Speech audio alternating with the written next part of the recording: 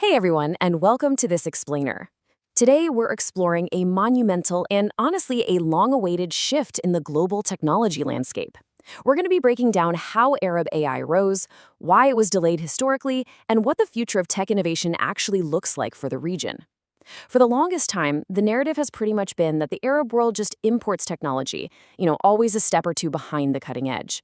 But as we're about to see, arriving late definitely doesn't mean being irrelevant. Sometimes it means showing up at the exact right moment when a unique story is finally ready to be told. We are literally witnessing the groundbreaking arrival of native Arab artificial intelligence, and it is completely reshaping the digital map. Okay, let's dive into this. You have to meet Alam, which is a truly pioneering project. Alam is a new Arabic chatbot, but what makes it so incredibly important is how it's built. It's an independent large language model, designed specifically from the ground up to understand and interact using the Arabic language, its context, and its culture. It's not just another clone of ChatGPT or some Western AI that's just been run through Google Translate. Alam really represents the Arab world stepping into this highly competitive AI arena with its own distinct voice, its own proprietary product, and some massive ambitions. Section 1. The Arab AI Awakening, a turning point. So this brings us to a major shift. The launch of projects like Alam is this pivotal moment where Arab innovators are saying, we're here, and we're building our own tech future. But we do have to address the elephant in the room here, which is the timing. Compared to the rest of the world, this entry into advanced foundational AI is, well, it's late. Which brings us to the absolutely essential question. If we're building all this incredible tech right now, why were we late? Why wasn't this foundational drive happening, say, 10 years ago?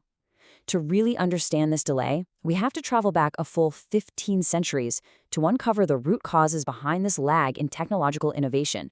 Section 2. The Golden Age of Science, the Abbasid Caliphate.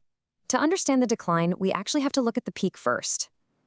15 centuries ago, during the Abbasid Caliphate, this region was the undisputed global center of knowledge, science, and power. The sheer scale of the historical contrast here is just staggering. The Abbasid Caliphate at its height was an absolute global superpower.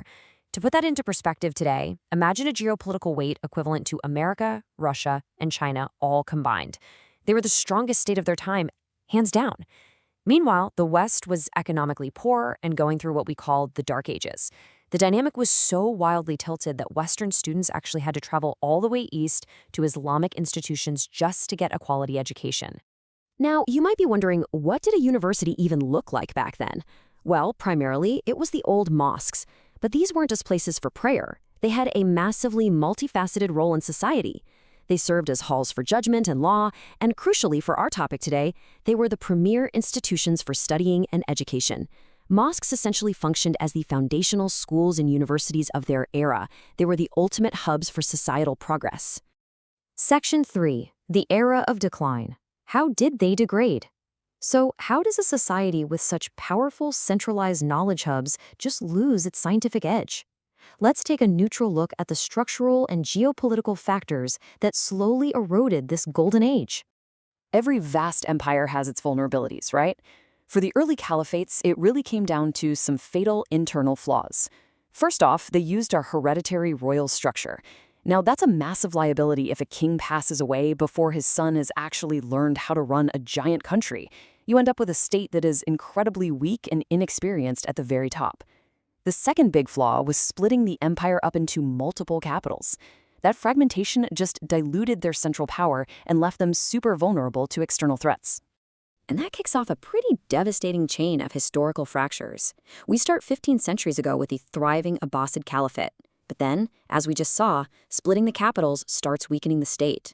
Fast forward a bit, and you get massive external invasions. The Mongols take down the Abbasids, while Spanish forces conquer Andalusia. And during all this chaos, countless books and centuries of vital knowledge were just ruined or stolen. Moving closer to modern times, France occupies Arabic Africa, and leaders like Ataturk split religion from the state, which officially ended the Caliphate age.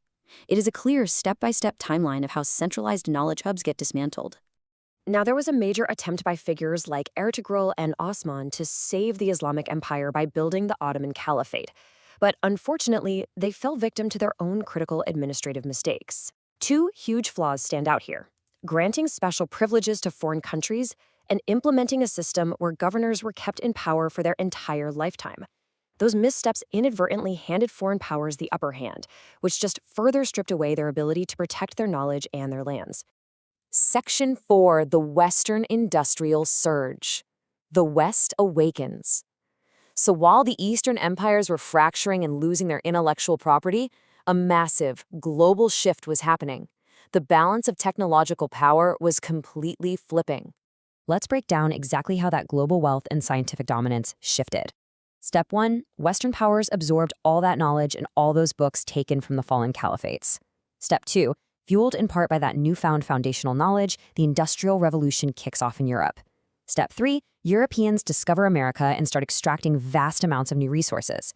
And finally, step 4, by combining all those new global resources with the scientific foundations originally built by the Arab world, Western economies just grew exponentially. So the crucial takeaway is this. Yes, Arabs were late in modern sciences, like AI, because of a long series of historical and administrative mistakes that prevented them from protecting their knowledge. But, and this is so important, being late absolutely does not mean being weak, and it for sure does not mean being irrelevant. That capacity for innovation was delayed. It was never permanently extinguished.